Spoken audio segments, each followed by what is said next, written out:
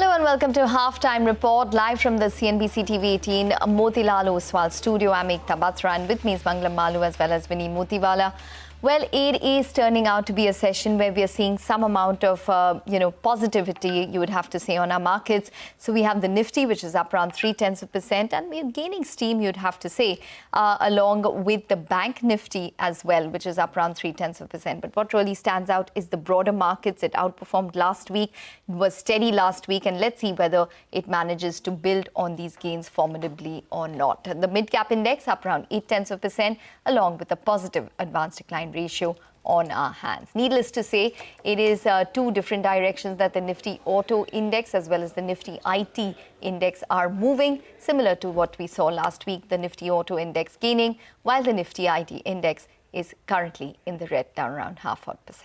Hi, Ekta. Good afternoon, Vinny. The most important part for me in the second half of trade today so far has been that the initial dip that happened on the Nifty, that dip was bought into, and that rally was led by Nifty Bank. Remember, the Nifty Bank has been underperforming for a while, and as we speak right now, the Nifty Bank's found some fresh legs of a rally. If that sustains, then maybe we see a further up move on the Nifty. And any further up move on the Nifty, if that sustains, then we'll have fuel in terms of the FII short positions that are at 93% who would run for cover. Tomorrow is also the weekly options expiry for the Nifty. So the Nifty being led in the second half of trade so far, post 11, by the Nifty Bank would be the biggest positive that I'm watching out for. And even as the market's moving higher, the India VIX is contained below that 11 mark. So let's see how that pans out. The only fly in the ointment, what happens to the IT index? Like Ekta pointed out, it's been underperforming for a while. So whether that reduces its underperformance or not is something we'll be watching out for, along with any resumptive buying in the FMCG space, because it's been seeing a lot of profit taking ever since the GST announcements have come in. So will FMCG stocks once again resume their rally, and whether IT stocks resume their rally or not would be the big triggers. Absolutely. Good afternoon, guys. So yes, you all have highlighted the main market triggers that have come in. Some of the names that we should be keeping an eye out on today. Prime Focus, that's continuing to be in focus. Vikram Solar, Acme Solar, Suntech Realty. Some of these real estate names today are buzzing in trade as well. But let's move on to our first segment for the day. That's Movers and Shakers segment. We have our team standing by. And first up, Sonal, Suntech Realty, as well as Max Estate. Both these are in focus today. Oh, yes, they are. Let me start with Suntech Realty. There is a warrant issue that has happened, and the company will be issuing 1.17 crore warrants convertible into equity shares, which will be a total amount of 500 crore rupees. It will be allotted to the promoters, which will be subscribing to 66.5% of the total subscription. And the other notable names include NT Asia and the other names on your screen as well. There's Utpal Sheth as well, who will be subscribing to this particular name. That is the reason why stock is in focus today. Max Estates, because the company has secured developmental rights on a 7.24-acre land parcel, and the group housing development potential is 1.3 million square feet. This is in Gurugram. The company says gross developmental potential is around 3,000 crore rupees. The outflow is associated around 534 crore rupees, but this adds to their project pipeline. They had spoken about development potential of 17,000 crore plus in this financial year as well. So this adds to that, and that's what the street is excited about. Okay, all right, Sonal, thanks very much for that. So a couple of those real estate counters in focus. But Vamakshi is here to tell us about why she's looking at Prime Focus. Vamakshi, go ahead. Well, Ekta, this stock has done extremely well over the last two sessions. It's up, in fact, 21%. And today as well, it's locked in that upper circuit of almost 10%. And this is for the second consecutive day. Now, keep in mind that Prime Focus is largely an integrated media and entertainment services provider. Now, they provide post-production services, which includes digital, intermediate, visual effects, 2D to 3D conversion, and all of these other creative services to the media and entertainment industry. Now, in FY25, the company had a revenue of around 3,600 crore, EBITDA margin of around 20.5%, and a net loss of 377 crores.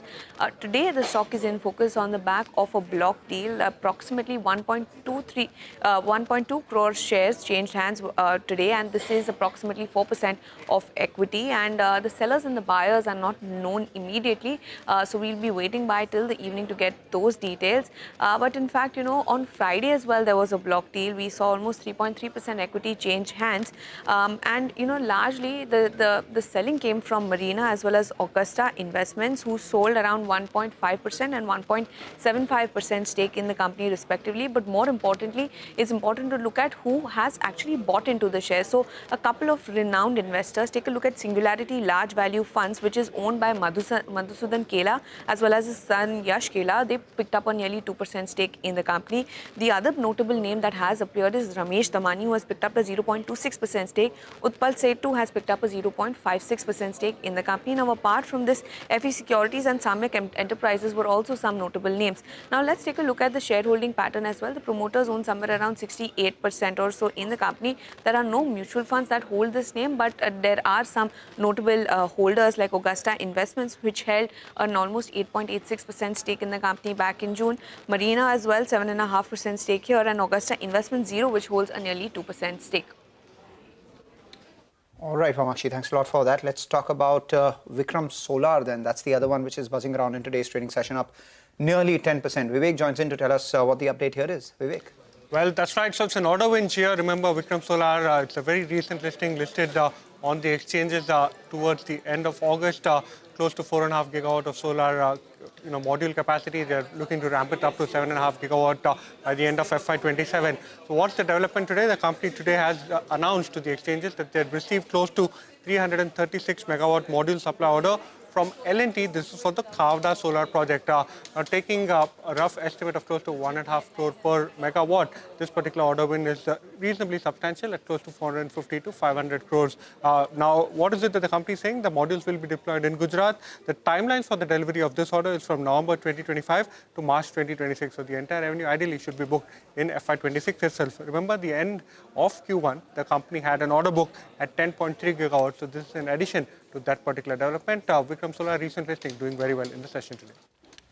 Thank you so much for that, Vivek. But let's go across to Nigel now. Vedanta, that's in focus as well. And that's sulking into it, down almost 1.5%.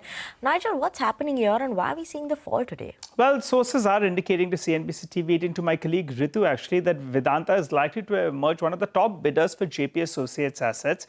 And the total outflow will be close to around 17,000 crores. But you need to know the 17,000 crores will be paid over a staggered period. So it won't be all at one go. And also, this is not a done deal. So we'll have to wait by to see, what are the other suitors saying and how things progress on this front. But for the time being, they appear to be in the reckoning for JP Associates assets. I'll tell you what the street will not like. The street will not like them being over-ambitious. And it's actually, they're diversifying when the need doesn't really arise because the metal cycle is picking up. And this is one of the only stocks that's trading from the metal pack in the red. Nuvama has come out with the note, though. They consider this went negative for the minority shareholders. They also go ahead to say that they are unconvinced by the rationale that they are given for the assets. Maybe, in fact, the assets have longer-term value, but why to get into that? That's the point that they are making. They're also saying that the company is getting into an unrelated business. Their focus actually should be on deleveraging. So they don't see the sense in them doing this. And in the demerged entity, this entity, if it comes into their books, it will be housed under Vedanta Limited. And they are saying that funding of this 17,000 crores odd could be a little bit challenging. Finally, they're saying because of this proposed acquisition, it could likely restrict any kind of re-rating of the stock. And I'll tell you what, with the stock trading at less than 5 times EV upon EBITDA, if you want to play metals, you have a good combined entity out here of Vedanta. You also have the demerger in the works if you don't like the combined entity. That's what could unlock value. So this doesn't seem to be the most favorable outcome for shareholders. Though the company, as you've seen in the past, they have their own ambitions. The street, though, doesn't like it. Okay, all right. Yes, clearly the street giving it a thumbs down today. That's Vedanta down around 1.6%. Nigel, thanks very much for that. But it's good to see at least the proportion of stocks in our M&S list is in the green, and a lot of them, 2 of them, are up around 10% today. We'll take a short break, but we'll get you more on the markets once we're back. Also focus on the rise in MTF borrowings. All that on the other side. Stay tuned. Welcome back to Halftime Report on CNBC-TV18. Markets as of now managing to hold on to 24,800, almost the 95-point uptick that we're seeing for the Nifty. In the last 15 minutes, Ola Electric Tube Investment, keep an eye out on these two names. They've seen a bit of a run-up coming in just the last 15 minutes. So that is something that we'll be keeping an eye out on. But which are the other stocks that are buzzing in trade today? Vivek is here to give us that list. Vivek. Well, thank you so much for that. Another session where we've seen very choppy moves, but despite that, more gainers than laggards in today's trading session. The first set of stocks doing very well is the auto pack. Now, within the auto pack, the stock we are focusing on today is actually Hero Motor. The street clearly likes the announcement of a new CEO from next year onwards, and on the back of that, the stock higher by 2.5% today. The entire metal pack, especially the ferrous names, doing very well in the session today. A Morgan Stanley upgrade note coming in across the entire pack, aiding the up move as well. So SAIL, Tata Steel, JSW, Nalco, all of these stocks among the top gainers today. Along with that, after a period of prolonged underperformance, you're actually seeing quite a bit of an up move or a recovery as far as the auto ancillary names are concerned. Samvardhana Motherson, remember the company held an analyst meet over the weekend. Stock higher by 4%, Bharat Forge higher by almost 6%, and Sona Comstar doing, along with these names, doing very well. Prime Focus, something you alluded to earlier in the show in terms of very large noted investors checking in. The stock pushed at the upper circuit today. And Ellen Berry, this particular stock, not one name that we discuss too often. Motilal Oswal has gone ahead and initiated coverage on the name. This particular stock higher by 3%. On the other hand, not too many laggards, but a few stocks does go ahead and hit the eye. The entire IT pack under a bit of pressure today. Persistent Systems down over 1%. Vedanta, street clearly doesn't like the fact that the company is going ahead and, aggressively bidding for assets outside of its own competency. So Vedanta under a bit of pressure today. And lastly, Asian Energy Services, a small cap name. This particular stock has gone ahead and merged one of the promoter entity companies into itself. The street doesn't like that. Bit of profit booking down 9% in the session today for Asian Energy Services. Okay, all right, Vivek. Thanks very much for that. So a lot of buzzing stocks in today's trading session. But let's now focus on one particular topic, which is a bit worrisome at this point in time. The leverage bets by Indian investors are nearly 1 lakh crore. To put it into perspective, it's a 13x jump in just the past 5 years. So from around 2020 to 2025, there's a rise of around 13 times. Hormuz has been doing the number crunching. He's here with more data on this. Hormuz, over to you. Some interesting insights discovered by our colleagues Ruchit and Yusuf about these leveraged bets from Indian investors that have seen a 13x jump, as you mentioned, over the last 5 years. From the end of 2020, which is the number stood around 7,500 crore rupees. That, as of last Friday's close, is now standing at around 95,000 crore rupees as we speak. And you could take the number as well in terms of the number of shares that have been on the borrowing list as well. That too has seen a 10x jump from 2020's end, which was close to around 50 crore to almost 480 crore shares now that feature on the list of the leveraged stocks. Now, what is this marginal trading facility? Now, that is, of course, this is a service offered by stockbrokers to the traders or the investors, which allows these traders or investors to buy more stock in excess of the capital that they have. Now, for example, if they are buying shares worth around 1,000 rupees, now they can avail this facility where they have to make an upfront margin payment of around 200, then the broker can furnish the remaining 800 rupees. But where does the risk arise? The risk arises from the fact that when the stock price falls, now the brokers have the authority to square off the positions in the absence of additional collateral that needs to be furnished by either that trader or the investor. Now, this forced selling therefore can intensify the selling in an other way. When the market is lower, that can intensify the selling pressure. Now, which stocks feature in this list? Mostly the blue chip names and some of the high momentum PSU names as well. Look at the list here is Reliance Industries, TCS, Tata Motors, names like Geo Financial. Among the PSUs, we have names like Mazagon Dock, Bharat Electronics, HAL is top of the pile in this list, and the some high momentum names, high retail holding names like Suzlon Energy, Yes Bank, REC, all of them feature in this list. But is this a market risk event? Now, we saw both Ruchit and Yusuf spoke to HDFC Securities' Ashish Rathi. He mentioned that the MTF does not pose a systemic risk in the current market because the product has matured over a period of time, and along with margins mandated by the regulators, it does not pose a risk as of now. And even during the COVID period, this MTF facility was only helpful in boosting volumes in the cash market instead of posing a risk for the market. Now, of course, SEBI in its FY25 annual report also mentions that there is a comprehensive review of the current margin system that is underway, and what is also underway is the evaluation of the MTF norms and the eligible scrips that can be a part of it. Of course, not a major risk as of now, but the leverage bets are definitely on the higher side, a 13x jump in the last 5 years. All right, we take that point, a 13x jump in the last 5 years. Obviously, in the last 5 years, the volumes in the market itself have increased by a lot as well. So interesting data point out there, narrated by Hormaz, obviously found out by our colleagues Ruchit as well as Yusuf. We'll take a short break, but not without spotting some stocks. Look at AB Fashion and Retail. Ever since the stock has come out of the F&O trading and become a cash stock, look at the up moves that we've seen. In this month itself, it's up nearly 17%. Remember, the last few days of it going into expiry, when it was its last series of being in the F&O, the stock had seen a bit of a decline. In fact, it was a lot of long positions that were seeing unwinding, and now they are seeing fresh bids in the cash market space. And alongside that, obviously, the benefit from the GST helps them as well. Along with that, we have an up move that we are seeing on Brainbees as well. The erstwhile, better known as the company that runs the First Cry business. And we have Britannia, which has moved higher as well. We had Varun Berry join us on Friday, say that this will improve their volumes going forward, the GST cuts that is. Before we slip into a short break, also pull up Ola Electric. That stock saw a big gash on Friday's trading session after a big up move that we saw, one of the accidents of the day on Friday. But that dip has been bought into, the stock higher by nearly 6.5%. On the other side, we have Aditya Agarwala joining in with some trading strategies.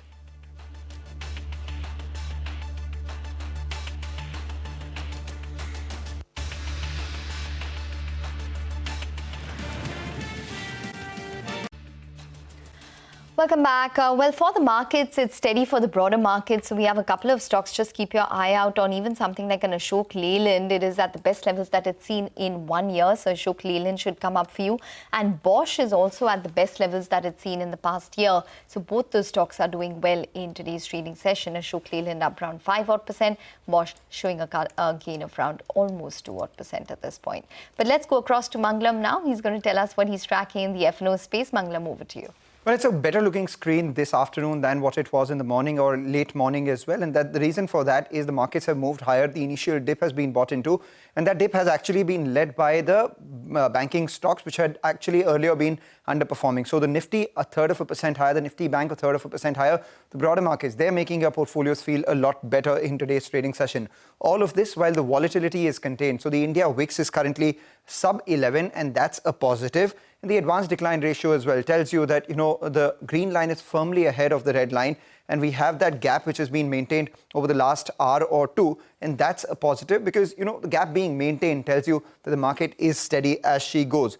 Important Nifty levels to watch out for. We took support at near 20-day moving average today, and we haven't breached that on the downside. And having said that, we've also gone ahead and gone past the 100-day moving average on the Nifty. All of this sets us up for the 50-day moving average, which is closer to the 25,000 mark. And that's something we'll be watching out for. The biggest driver for that would be the Nifty Bank, which also has crossed past important levels. And now the next resistance level for the Nifty Bank is at 54,840, which is the 20-day moving average. Put writing has come back. So ahead of the expiry tomorrow, we have put call ratio, which has moved from 0.9 to 1, implying that there have been some put writers who are active in today's trading session. So the 24,800 put, that is the one that should come up for you as the Nifty holds above the 2400 mark. 24,800 put has a premium of 40 rupees. Open interest of 2 crore shares, selling you around 24,750, 24,760 is strong support. And, were that to even break, we have support further lower as well at 24,700 put. Those put writers are also fairly active in today's trading session, telling you closer to 24,675 could be the next leg of support coming in. On the way up, however, 24,850 call writers are still fairly active, and as are the 24,900 call writers. 24,850 call has a premium of 56 rupees and 24,900 call has a premium of 36 rupees. What does that tell you? That levels around 24,900 to 24,950, which is closer to the 50-day moving average that I spoke about, might see some supply. But if the market sustains above those levels, there are enough shorts in the system to propel this rally further beyond that 25,000 mark as well. We spoke about stocks. A lot of them belong to the auto space, and that's where the action is literally revving up. A lot of shorts caught on the wrong side in Bharat Forge, so they're covering their positions. That stock is up around 5.5%. Samvardhana Motherson also doing extremely well. M&M has been hitting fresh record highs ever since the GST announcement has come by. Here too, a lot of long positions are being added. But just watching out for Amber Ent. That's the one stock which is seeing a lot of short positions being added. Over the weekend, the announcement of them monetizing stake in their 90% subsidiary did come by, and the stock's not taken that well, down about 4%, with a lot of shorts piling up on that counter. Okay, Mangalam, thank you so much for that. Keeping an eye out on those, auto names and Amber Enterprises as well, specifically, and how they are moving and how they will move in the second half of the trading session. But let's also bring on board Aditya Agarwala from Invest4Edu, joining us on the show to give us a check on the technical front. Aditya, good afternoon. Thank you so much for joining in. Your thoughts in terms of the levels that we should keep an eye out on now in terms of markets, Nifty, Bank Nifty, as well as which are your individual stocks that you're tracking? Good afternoon, Vinny. Thanks for having the show. Clearly, we're looking at 24,850 to 24,900 on the upside as far as the immediate hurdles on the Nifty is concerned.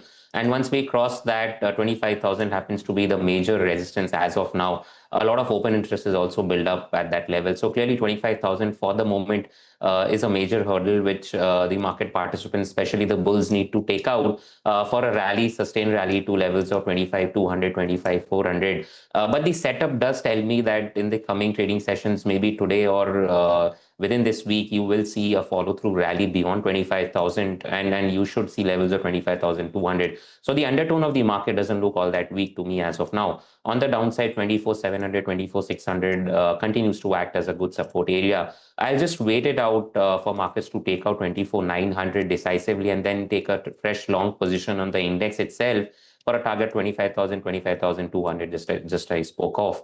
Bank Nifty is something which Mangalam also spoke of, has been acting as the major drag, and that needs to take out levels of 54,400 on the upside. Once that is taken out, then you will see a sustained rally in the banks, and that will lead to this rally in the Nifty as well. So my sense is Bank Nifty too could see a spike to levels of 55,000 on the upside, led by both the PSU and the private sector banks. So overall, I feel both the Nifty and the Bank Nifty will have a decent rally this week, led by Bank Nifty, of course, to 55,000 and Nifty maybe 54,200 on the upside. Talking of stock specific, I've got a couple of buy recommendations, clearly because of the undertone is still bullish. Aditya Birla Capital, AB Capital is something which is looking quite interesting, Vinny, and I think there is more room on the upside even from current levels. So I would recommend a fresh long addition here for a target of 306 on the upside with a stop loss on the downside, close to about 285. So with a stop loss at 285 on the downside, a fresh long addition for a target of 306. And Motherson Sumi is something which is looking quite interesting. Samvardhana Motherson, that is for a target of 110 on the upside with a stop loss at 95 on the downside. This is also one stock that I think one should clearly look at from a trading perspective. Okay, all right, Aditya. Thanks very much for joining in and giving us all of those stocks in focus in today's trading session. On the technicals, we need to take a short break. But up next, we're going to be discussing commodities. Manisha Gupta will be joining in. She has with her Avinash Gupta, the Vice Chair of GJC. Stay tuned.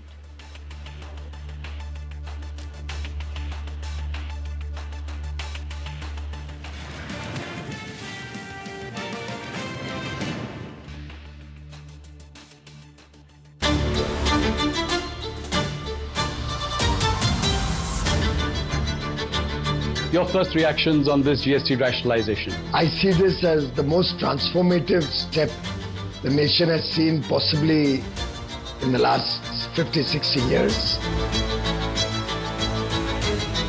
What was the driving motivation, behind this bill? Every item which comes under the GST, goods or services, had to be looked at. So even as I'm grouping for families, their day-to-day items, this thought of what the classification is causing us a problem also had to be addressed.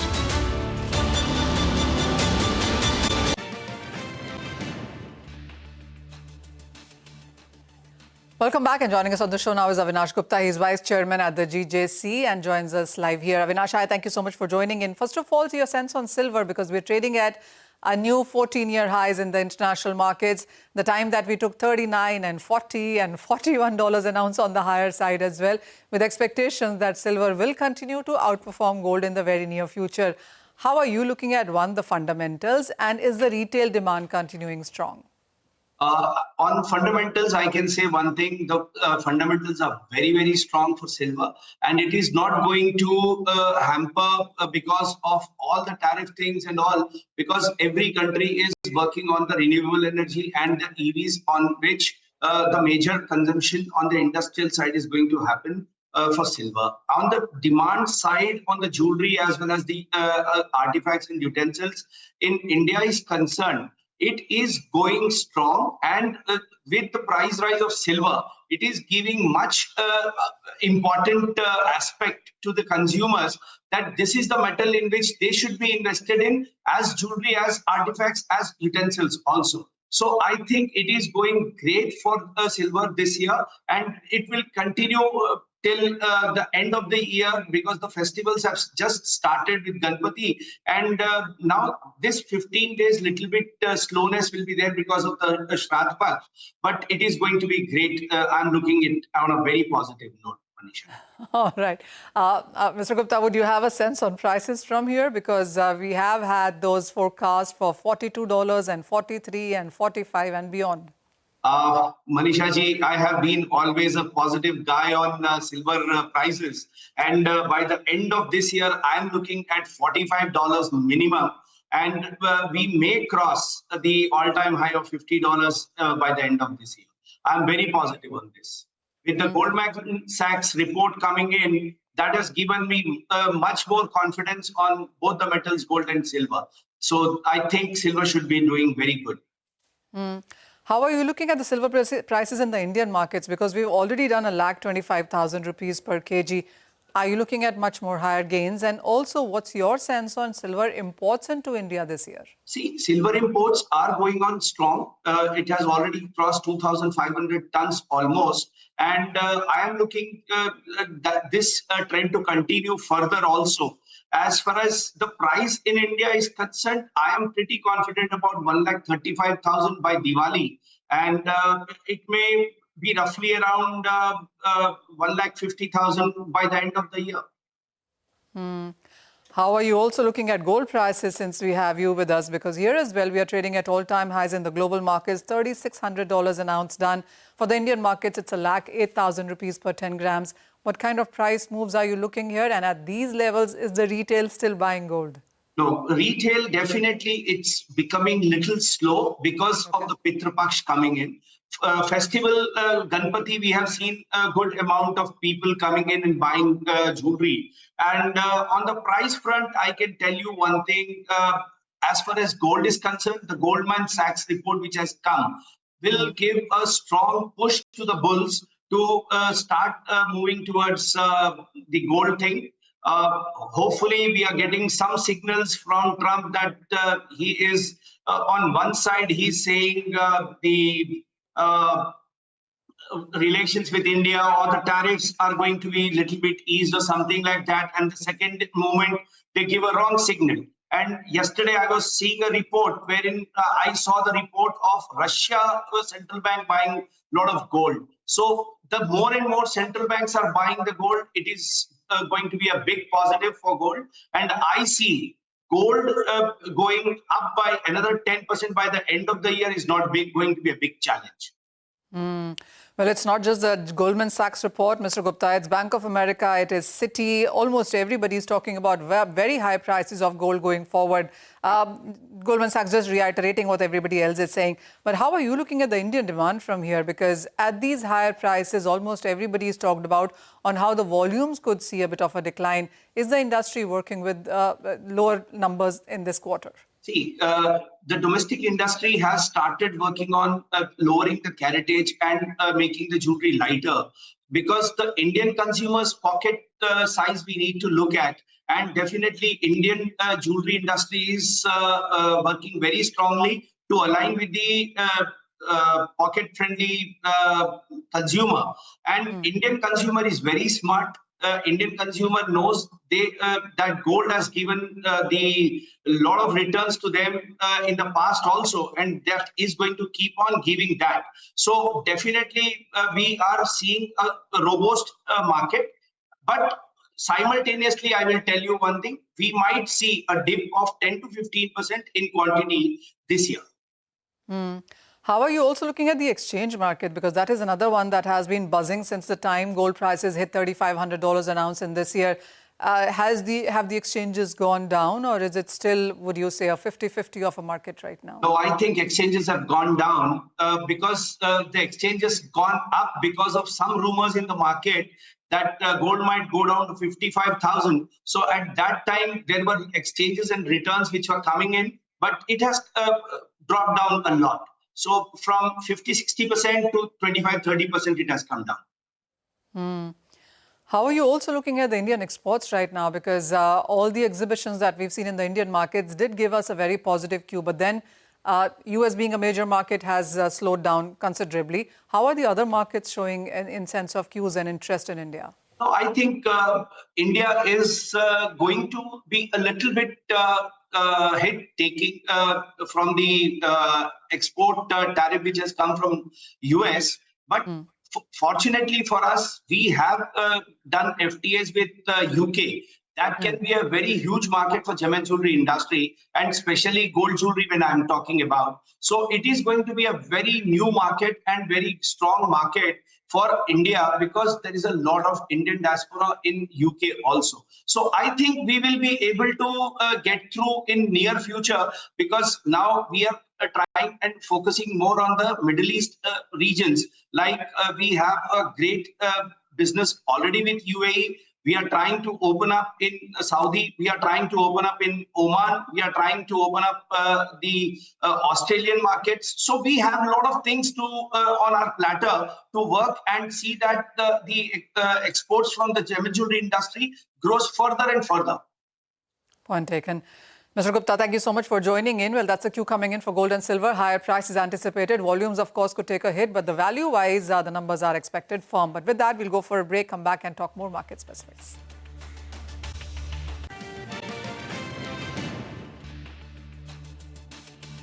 Welcome back to Halftime Report on CNBC TV18. As of now, the Nifty has inched up a bit more, right? 24,850 above that mark. 120 points odd up is what the Nifty is trading at. 0.5% uptick there. And in the last almost 40 minutes, we've seen Ola Electric. That's something that spiked up in trade as well. So keep an eye out on that one in today's trading session. But let's move on. And sources tell CNBC TV18 that Life Insurance Council and LIC are likely to write to the Finance Ministry and CBIC with two demands around GST changes. Yash is joining in with us to give us more details on this one. Afternoon, Yash. Hello, good afternoon. So, of course, as we had it last week, the GST changes and what it meant for life insurance companies in terms of increased costs. Now, what we've been given to understand from our sources is that LI Council, which is Life Insurance Council, as well as the largest life insurance company, that is LIC, are expected to write to a Finance Ministry as well as CBIC, that is Central Board of Indirect Taxes as well as Customs, with two important demands when it comes to the GST changes. The first demand, as we've been given to understand, is make GST changes more prospective and not retrospective. What that essentially means is that life insurance policies generally are 15 years, 20 years long, and these get renewed every year or every 2 years. So, as far as the input tax credit is concerned, on these policies which are already in existence, that input tax credit element should be allowed, because these policies were priced at that time, keeping in mind the element of input tax credit, and suddenly when that is taken away on a policy which has already been priced will be a big negative, and hence that input tax credit should be allowed as far as the existing policies which are in running are concerned. The second demand is with respect to exemption of GST on commission expenses. Of course, the government said that the insurance premium on life insurance will be exempted from GST, and the reinsurance expenses thereof will be exempted. But another important expense for insurance companies is commission, and life insurance companies are likely to seek commission to be exempted from GST as well. Remember, both reinsurance cost and commission cost together form about 80 to 85% of the total expenses. And life insurance companies are of the view that if commission gets exempted just like reinsurance expenses, then it could mean a win-win situation for both policyholders as well as insurance companies, where policyholders would get the entire benefit of GST and insurance companies won't have to take that additional cost burden when it comes to their own books. The life insurance companies are also expected to reach out to the insurance regulator IRDAI, asking the regulator to endorse its view and seek these two important demands from the Finance Ministry and CBIC, as I mentioned. All right, take that point, Yash. Thank you so much for that. We'll watch out for how this pans out. Just watch out for a few stocks. You know, we were talking about the Nifty moving higher. Nifty Bank is supporting it, but Reliance, the giant, is waking up once again. So the stock has moved to the high point of trade. It's recovered from the lows, currently sitting at the gain of almost 0.5%. So if Reliance continues to hold well along with the Nifty Bank, then we probably see further up move. Eicher Motors has moved to the record high as our ticker team is alerting us. And we've seen some traction build on Jio Financial as well. So Jio Financial Services currently at the high point of trade. Even as autos are moving higher, we first saw auto ancillaries do well. Some of the tire stocks do well. Now look at the battery names. We have Exide, which has moved higher. Exide has moved to the high point of trade with a gain of almost 3%. And, obviously benefits from the increased auto demand because it makes the auto batteries. Take a short break, come back, focus on defense stocks as the centre's 15-year plan has been unveiled. The roadmap has been unveiled. We'll talk about what that means.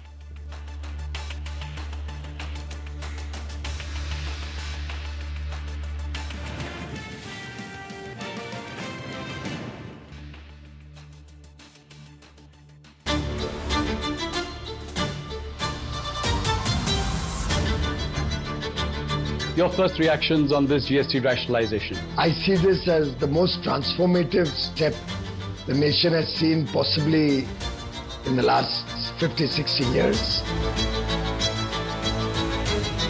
What was the driving motivation, behind this bill? Every item which comes under the GST, goods or services, had to be looked at.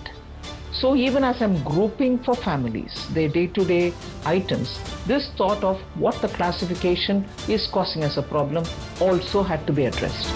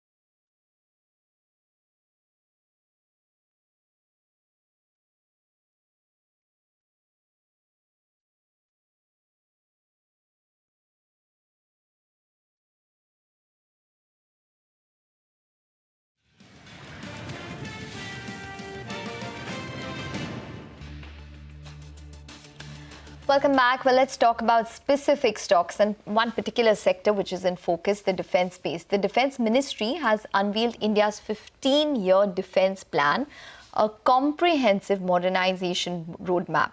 Ria's here with details on what it means and what could the stock implication also be. Well, yes, the Indian Defence Ministry has laid out a defence roadmap for the next 15 years for the industry, and this is essentially a blueprint guiding the armed forces technology and equipment needs into the 2030s. Now, this focuses on modernization, innovation as well as self-reliance, and while this is not a purchase commitment, it still signals future priorities. Now, coming to the priorities for the Indian Army first, they are going to be focusing on next-gen tanks, active protection systems for T-90 tanks as well as FRCVs, which are going to replace T-72 tanks, and they are also looking to procure light tanks in the future. For missiles, they are looking to procure 4th and 5th gen ATGMs, air-to-air missile systems for helicopters as well as unmanned aerial vehicle launched precision guided missiles. And for communication, they are looking to acquire advanced integrated electronic warfare systems. For the Indian Navy, the first priority will be nuclear powered warships. For this, they will be requiring nuclear propulsion for future aircraft carriers as well as other surface combatants. And they will also be focusing on modernizing their fleet, which will include next-gen frigates and destroyers, next-gen corvettes, as well as next-gen fast interceptor crafts and MCMVs as well. They are also looking to acquire some surveillance and sensor equipment, which includes airborne AESA radars for lighter aircraft or for fighter aircrafts, oceanic satellites, as well as electro-optical sensors, and even autonomous systems, which will include high-endurance autonomous underwater vehicles and unmanned mine countermeasure suites as well.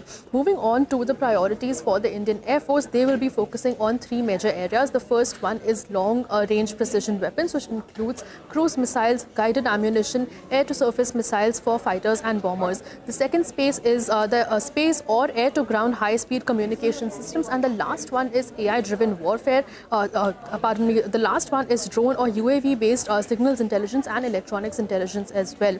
The last segment that we're looking at is the joint requirements for the tri-services, which will include remotely piloted aircraft systems, air-to-surface and surface-to-surface missiles, as well as hypersonic missiles, for which they will be acquiring over 500 scramjet-powered systems. And the last key focus will be AI-driven warfare, which will include advanced electronic warfare, counter UAS systems, as well as next-gen targeting. Now, who stands to benefit from all of these procurements that are laid out over the next 15 years? It will be all of these defense companies. Once the final approvals actually come through and the orders flow through to these companies, these will include PSUs like HAL, Bharat Electronics and Bharat Dynamics, all three shipyards, as well as the private defense companies. Okay, Ria, thank you so much for that. We'll be keeping an eye out on the defense pack, but just a quick word in terms of what the market is doing right now. 24,850, that's where the Nifty is managing to hold on to 120 points, almost up in today's trading session. So a bit of an inch up in terms of what we saw when we started the show at 12. It was around 24,800, so 50-60 odd point uptick that we've seen. And in the last one are Ola Electric, JM Financials, Exide, Tube Investments. Those are some of the names that have seen a bit of a spike up coming in. So that's something that we'll be keeping an eye out on in the trading session as well. Lastly, IT, that continues to see an underperformance and down 0.4%. But with that, we are absolutely out of time on this edition of Halftime Report. Thank you so much for tuning in. Up next, a Business Lunch.